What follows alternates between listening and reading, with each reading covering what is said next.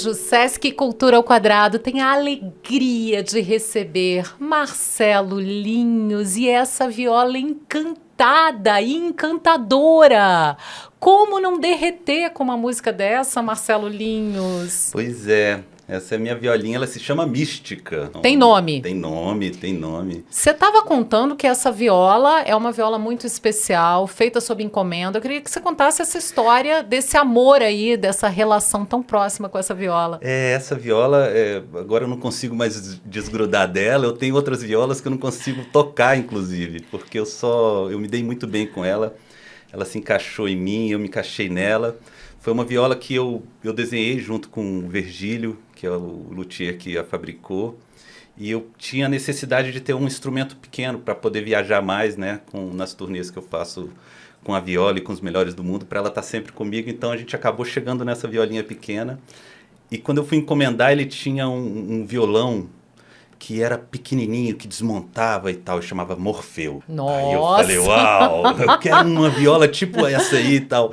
E a gente foi desenvolvendo, e quando eu cheguei para vê-la, aí eu falei, que incrível! Aí a filha do Virgílio, que faz as marchetarias aqui da viola, né? Tem umas flores, tem uns passarinhos, uns detalhes. Isso é tudo feito à mão. Lindo. Aí ela falou, sabe a história, de história em quadrinho dos X-Men? Aí eu falei, sei. Ela falou, pois é, tem uma viola, tem um personagem que é mutante e tal, e é a Mística. E eu dei o nome da viola de Mística. Eu falei, amei, e aí ficou.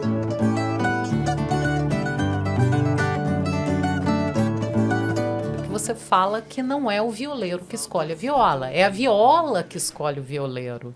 Eu até perguntei isso para o Roberto Correia, e o Roberto Correia disse que é verdade. E é verdade mesmo. Eu sempre escutei essa história, mas depois que ela realmente aconteceu comigo. E é uma história real. Eu trabalhava na época, o grupo se chamava A Culpa é da Mãe. Antes, os precursores dos melhores do mundo. Isso, e eu tava em casa e a Adriana, minha irmã, falou assim, olha, tem um trabalho pra gente fazer lá em um espetáculo. Você tem que transcrever umas fitas de cassete, de áudio e tal. E eu falei, beleza, tô dentro. Tudo que tinha pra fazer em todas as funções a gente fazia. E aí eu peguei esse trabalho, transcrevi tudo e o pagamento foi inesperado e não programado. Eu cheguei um dia em casa e em cima da minha cama tinha uma viola caipira. Eu não conhecia. Foi assim? Foi assim. Então, eu cheguei na minha cama, tinha uma viola caipira deitada. Eu passei o dedo nela e fiz... Falei, uau, aquilo de pronto Te capturou. Me capturou. E eu fiquei muito louco com aquele som. E na hora eu já comecei a compor, já comecei a tocar. Eu tocava guitarra, né?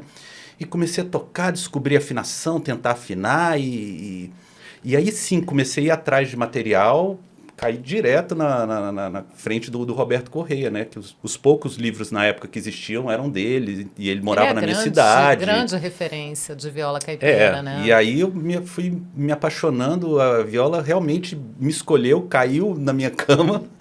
E aí ela mudou o rumo da minha vida, de verdade. Eu passei a enxergar a vida de outra forma por conta da viola. Teve uma história de um pacto com uma cobra também? Teve. E é real também. Adoro! Olha, porque muitas das histórias dos violeiros são histórias que... É história de pescador ou de violeiro? Não, a minha é verdadeira. É verdadeira. Pode apertar com o alicate no meu dedo que eu nego que é verdade. Foi o seguinte, eu estudando as histórias da viola, escutando histórias de viola, de violeiro e tal, fui ficando muito impressionado com aquilo, né? E tinha a coisa de ter um chocalho de cobra, cascavel, dentro da viola, né? E um dia isso era uma lenda o quê? Para dar sorte? Isso é uma lenda, Para tocar bem, para ser bem sucedido com a viola. Isso. E tem também o pacto com a cobra coral, que foi o que aconteceu comigo. Mas um dia eu estava voltando para casa e tinha uma cobra morta na estrada. E eu peguei essa cobra morta já e tirei o couro dela porque ia fazer uma correia para mim, né? Mas antes disso entrou uma coral na minha casa. Uma cobra coral na minha casa. E essa cobra coral, eu morava no campo, no mato, no cerrado, no meio do cerrado. Tinha um rapaz que trabalhava lá no dia, ele matou a cobra coral. Peguei essa cobra e guardei dentro do meu quarto. Ela ficou lá durante um ano, morando dentro de um vidrinho no meu quarto. No dia que eu trouxe o couro da outra cobra, alguma coisa começou a mudar na minha vida com relação a esse pacto que os violeiros fazem com animais. Eu falei, peraí, poxa, se eu estou compondo na viola com temas de preservação à natureza, com temas de respeito aos animais, à diversidade, como é que eu posso agir usando coisas de animais? Como é que eu posso incentivar que alguém Mate uma cobra. Mate uma cobra para pegar uma parte dela e botar dentro. Então, nada contra os violeiros que fazem isso. Eu acho que cada um tem a sua visão, o seu caminho, né? Cada um tem a sua religião e tal. Eu respeito. Mas eu decidi fazer da minha forma. Nesse dia eu peguei o couro da cobra e enterrei ele. E fiz um ritual para que a cobra fosse embora. Mas eu só fiz isso depois que a minha cobra coral falou comigo. E ela falou de verdade. Não falou no sonho, não. Ela falou para mim e falou, você tá me guardando aqui por quê? Dentro desse vidro. Te questionou, te encostou na parede. Você acha que você vai aprender a tocar porque eu tô aqui? É isso que você escuta nas histórias de violeiro? Ah, eu peguei uma cobra coral, ela trançou no meu dedo e no outro dia eu amanheci um super violeiro.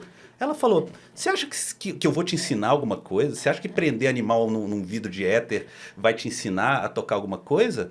Eu falei assim, olha que coisa horrível, um animal preso aqui. Aí eu falei, não, então eu vou te soltar. Vai me soltar e mesmo assim eu não vou te ensinar a tocar porra nenhuma. E eu fiquei assim, muito assustado, porque uma cobra falar com você é uma coisa diferente. Não é muito natural, né? E uma não cobra normal, morta né? falar com você. É mais estranho ainda. Eu fiquei muito assustado, Márcia, juro por Deus. E a história é verdadeira. Aí eu levei a cobra pro meio do mato, fiz todas as orações para ela e mandei que ela seguisse o caminho dela, pedi desculpa e voltei para casa. E quando eu voltei para casa, eu peguei a viola e não tinha mudado nada, eu toco mais ou menos do mesmo jeito.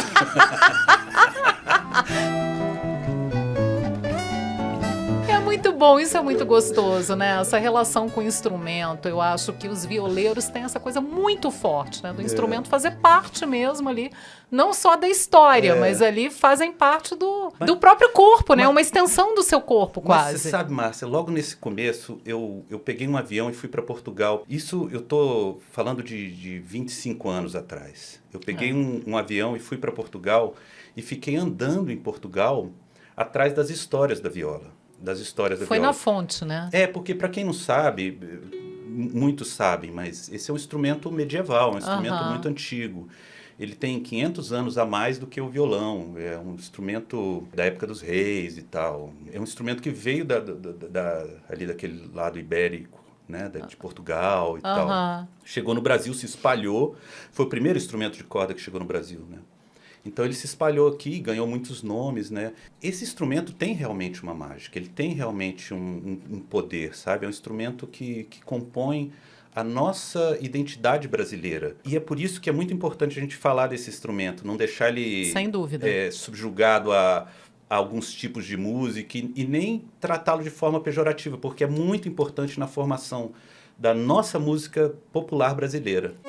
A mão que toca um violão. Isso que você está falando de identidade, né? Faz parte da essência brasileira. E as tradições, a gente tem que tomar muito cuidado para não perdê-las. Sim. Que é outra coisa que a gente conversa muito, né? Sim. Tem que ter renovação, Sim. a gente tem que continuar preservando essas histórias e essa nossa identidade mesmo, que vem pela música, que vem por várias tradições diferentes, né? E aí, pensando desse jeito, a viola não é só um instrumento, a viola ela realmente muda o timbre das composições de vida de quem é escolhido por ela. Ah, que lindo, lindo, lindo.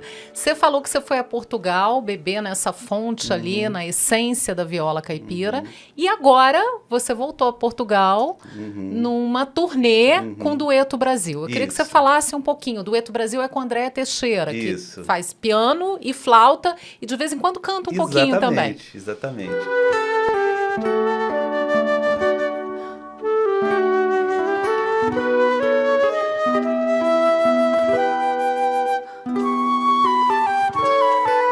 Essa é uma parceria muito antiga e que a gente está agora já caminhando para um amadurecimento, né? A gente está começando a fazer com mais ênfase shows e turnês. A gente fez agora uma mini turnê na Espanha e em Portugal, onde a gente tocou nas comemorações da língua galega na Galícia. Gente, que olha... foi assim uma das maiores experiências, vamos dizer assim, antropológicas que eu tive, né? Aham. Muito mais importante do que os shows foi entrar em contato com as pessoas que defendem e fomentam e guardam a nossa língua, que é a língua portuguesa. Por incrível que pareça, para quem não sabe, a língua portuguesa, ela é falada também na Espanha com o galego, né? Então, o Aham. galego é a nossa língua. Eles, inclusive, ficam trabalhando para serem incluídos na comunidade lusófona, Aham. porque é lindo o galego e é português. E eu fui tocar no dia das comemorações da língua galega. Eu toquei para as crianças galego falantes, fiz Gente, que músicas da violinha máximo! caipira, toquei músicas de São João, músicas de roda, foi mágico. E toquei também com o Dueto Brasil, junto com a Andrea, as músicas que a gente faz para o público adulto também. Que é um resgate muito grande também dessas tradições brasileiras. Isso que você falou, Sim, assim, da raiz sim. mesmo da música mais tradicional do país, Sim, né? sim. Tanto com o dueto como com o armorial, a gente faz esse resgate da música verdadeiramente caipira, Aham. verdadeiramente de raiz. E muitos desses compositores são compositores eruditos. Por exemplo, eu toquei numa igreja do século XVIII, lá em A Corunha, na capital da Galícia. Eu toquei uma música centenária brasileira, composta em Ouro Preto, na época em que o Brasil ainda era Portugal, Aham. composta por um erudito caipira. Vamos lá, quem é esse cara? Esse cara era um conde na época com essa nomeação. Ele era um conde e esse conde foi um dos fundadores da nossa Academia Brasileira de Letras. Veja, Gente. e o cara era um super poeta e compunha as coisas da terra, né? As coisas de raiz. E esse resgate a gente vai fazendo com o Dueto Brasil e também com o Armorial. Que acabe o Eu queria que você falasse também um pouquinho do armorial. Falo. Por conto lá que eu canto cá, é isso? Cante lá, Cante lá que eu conto cá? conte lá que eu canto cá. É, eu sempre confundo, mas mistura música e mistura literatura. Isso. E você tem a participação de outros músicos e da Adriana Nunes, que Isso. faz a interpretação dos textos. Isso. O próprio nome desse espetáculo e desses shows que a gente faz, a gente se inspirou num livro do Patativa, que é Cante Lá que eu canto cá. A gente trocou um pouquinho do Conte Lá, porque a gente traz, inclusive, histórias do Patativa Aham. contadas. Esse também é um trabalho musical e cênico musical, né? Que visa divulgar essa arte tão rica dos cantos dos sertões do Brasil. E é lindo porque vocês conseguem misturar a música e a literatura de uma maneira linda, muito Isso. natural, fica muito natural e fica muito emocionante para quem está assistindo. Pois é, a gente traz textos do Guimarães Rosa, do Patativa, do Catulo da Paixão Cearense, da Maria Valéria Rezende. Então a gente vai misturando a literatura com as músicas que fazem parte desse ambiente, né? E vai envolvendo o público nisso. E aos poucos vai fazendo com que o público se conecte com a raiz, Com a que é a raiz brasileira, que é a raiz caipira. Porque todos nós somos caipira. Não adianta falar, eu nasci na cidade e não sou caipira. Nos shows é muito bom ver isso. Quando a gente toca algumas músicas, algumas pessoas nitidamente fora desse mundo raiz ficam assim, gente, eu lembro dessa música, meu pai cantava essa música, Exatamente. eu escuto essa música, eu sei cantar Eu essa música. sei cantar essa música, Então, exatamente. isso é muito legal. E aos poucos você vai conectando essas pessoas a esse mundo e elas vão percebendo que, uau, esse mundo é meu. É lógico que é seu. Aham. Esse mundo é o mundo da nossa raiz. É. Não interessa quantas gerações se passem. A nossa raiz é uma só. A nossa raiz, ela é caipira. A nossa raiz é chão. A nossa raiz é Tem campo. uma coisa, às vezes, É das sertão. pessoas terem um certo preconceito, dizer, é caipira, isso é caipira. Uhum. Carrega um pouco esse estigma, às vezes. É. E eu acho que a apresentação do Armorial desconstrói isso É. mesmo. É. É uma coisa realmente de você se sentir parte, de você não se sentir distante ou querendo negar, mas você se sente incluído, né?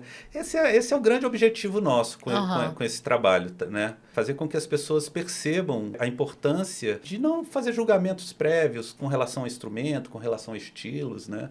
Até porque a música é linda. Algumas músicas compostas e gravadas e arranjadas para alguns estilos mais, entre aspas, populares e que começam a entrar dentro de uma caixinha e se tornam iguais, que parece que todas as músicas são iguais, né, para fazer sucesso em alguns estilos do sertanejo. Se você olhar a fundo, às vezes tem muita coisa boa ali que deve ser pensada, né? Às vezes são músicos bem legais, às vezes dali a gente vai entender que o mundo deles também é um mundo que tem o pé lá atrás, na raiz, né?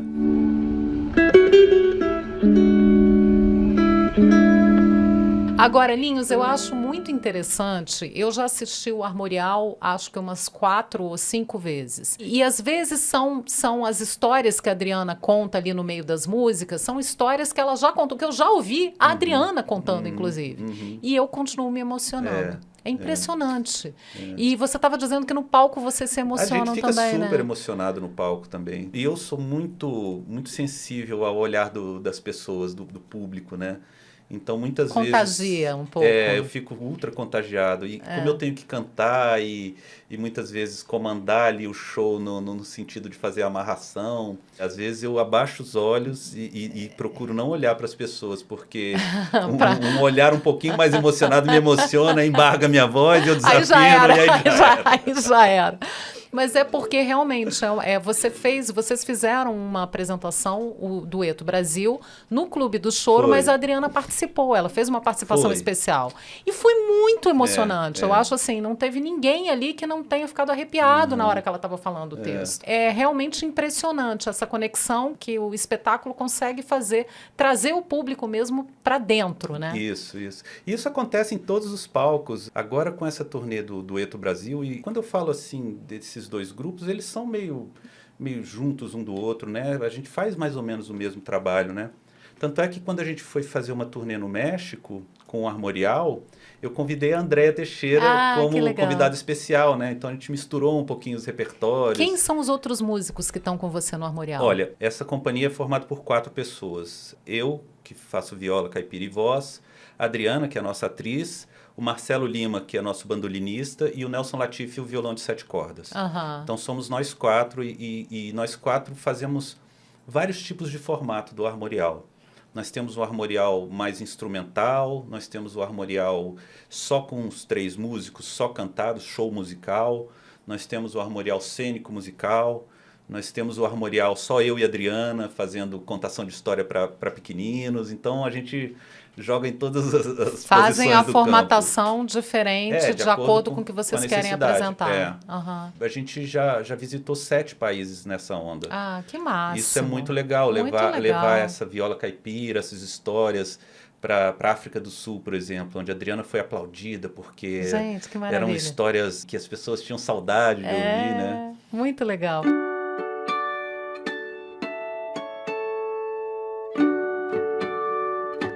Você estava falando que vocês fazem apresentações também específicas para crianças. Fazemos. E a gente está falando muito isso da tradição não se perder, da importância das crianças conhecerem a música, a literatura, tudo isso, toda essa essência caipira e delas reproduzirem. O Violinha Caipira é um pouco nesse sentido de levar de uma forma bem acessível a viola caipira e as tradições e a importância do cerrado para as crianças? Perfeito. Esse é o disco, esse é o objetivo desse trabalho. Esse trabalho da minha vida. É o que eu considero mais importante em termos de composição para minha história musical. É como se fosse o que eu gostaria que fosse lembrado quando eu fosse tocar em outros níveis da nossa esfera. É um trabalho que eu fiz com muito amor e é um trabalho que foi inspirado quando eu tive meus pequenos filhos. Estava ali muito apaixonado pela viola, muito apaixonado pelas tradições dos meus antepassados e pelas coisas novas que eu começava a conhecer por conta da viola. Por isso que eu digo que ela modificou o rumo da minha vida. Eu comecei a trilhar outros caminhos e, de repente, comecei a perceber que não tinha muita literatura nem músicas infantis que falassem do cerrado. Lógico, tinha coisas, mas não tinha muito. Que falasse do cerrado, que falasse da viola caipira, que falasse das tradições, sabe? Para criança, de verdade. Mas sem ser bobo, sem ser porque às didático, às vezes a gente acha que a criança não tem a capacidade de compreensão e faz uma coisa muito rasa, achando que você não pode ir além, né? E aí eu inspirado nesse espírito, eu quis compor para os meus filhos sobre esses temas, que é a natureza que nos cerca, o cerrado, que é a savana mais importante do mundo, maior do mundo, né? A maior savana do mundo, a maior savana em biodiversidade do mundo, né? Tem bichos incríveis aqui que a gente não conhece e por não conhecer, o homem vai cortando o cerrado para plantar soja e vai destruindo a natureza que nos cerca. E eu falei, pera, não vou fazer um disco panfletário de preservação, vou fazer um disco de amor, lúdico, para que as pessoas conheçam mais, porque conhecendo mais elas vão preservar mais. Então, exatamente. O disco é composto com essa base do cerrado, Aham. com a base da viola e das tradições criadas nesse ambiente de cerrado, de sertão. Então eu falo para os meninos sobre a catira, eu falo para os meninos sobre o pagode de viola, eu falo para os meninos sobre árvores do cerrado, o jatobá, o buriti, e falo para os meninos sobre a viola caipira. Então é um disco feito com esses temas, com essa temática, né? Que, como eu disse, não é panfletário para preservação. Eu quero que elas conheçam e aprendam a amar a nossa realidade. Eu sempre digo que a gente cuida do que a gente ama. É. E a gente só ama o que a gente conhece. É isso. Então, eu acho que o Violinha faz esse papel de maneira, assim, magistral. É isso. Porque você apresenta a paixão que você tem pelo Cerrado de uma maneira linda, com arranjos musicais, com letras super bonitas. Então, eu acho que realmente envolve as crianças nessa missão, sem elas se darem conta até, né? É uma coisa natural.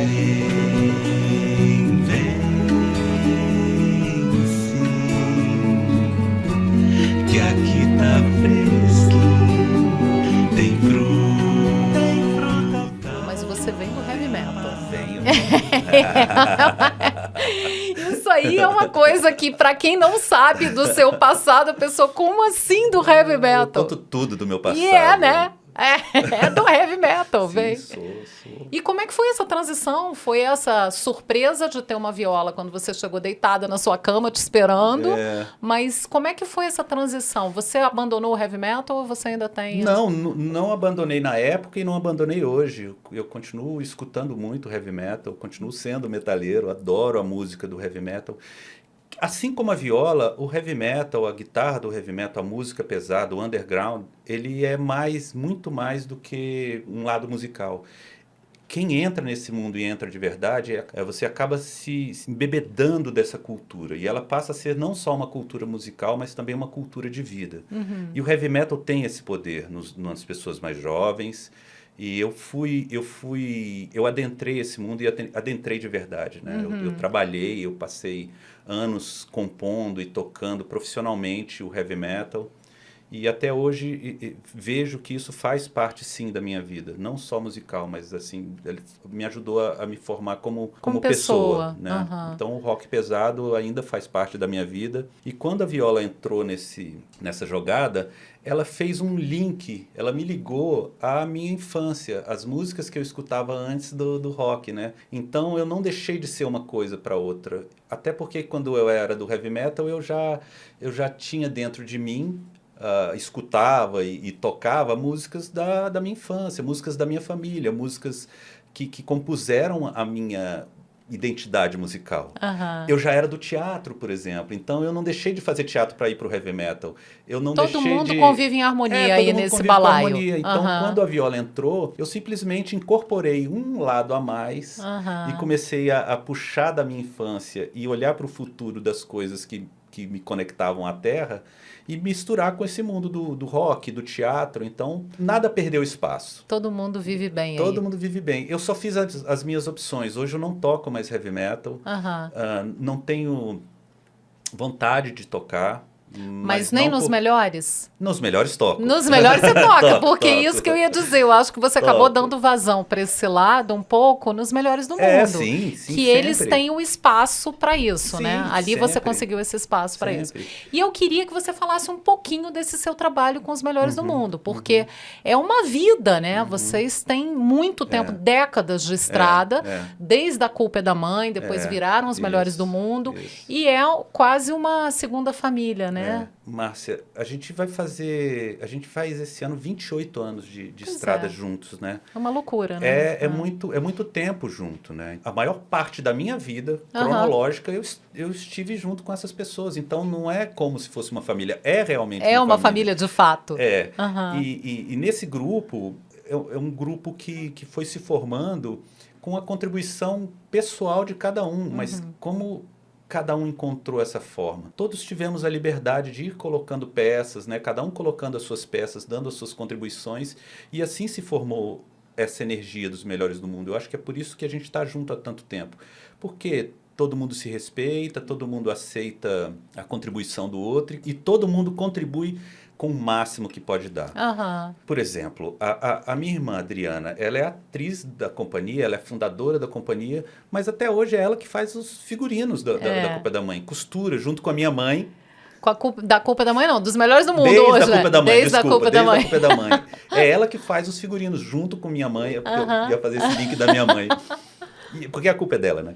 A culpa é dela, a culpa é da sua mãe. Das mães. Das mães. O Helder é um ator da companhia, mas até hoje, e sempre foi, desde a época da Culpa é da Mãe, quem faz a programação visual do grupo.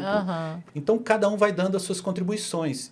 E eu, desde o começo, fui achando também as formas de contribuição que eu poderia dar, que não está só inserida na parte técnica. Tudo bem, eu fabrico todos os cenários, sou eu que faço. Não, o Helder desenha e eu construo. E o show vai para frente porque você tá ali atrás regendo, né? Da parte técnica, hoje como diretor técnico, eu fico organizando, fazendo essa organização dessa parte. Para tudo funcionar, né? Para tudo funcionar. Mas eu achei um outro lugar também, e é esse lugar que me dá um grande prazer, que são as composições musicais. As trilhas. As trilhas sonoras. Então, todos os espetáculos, eu fiz trilha sonora original para eles.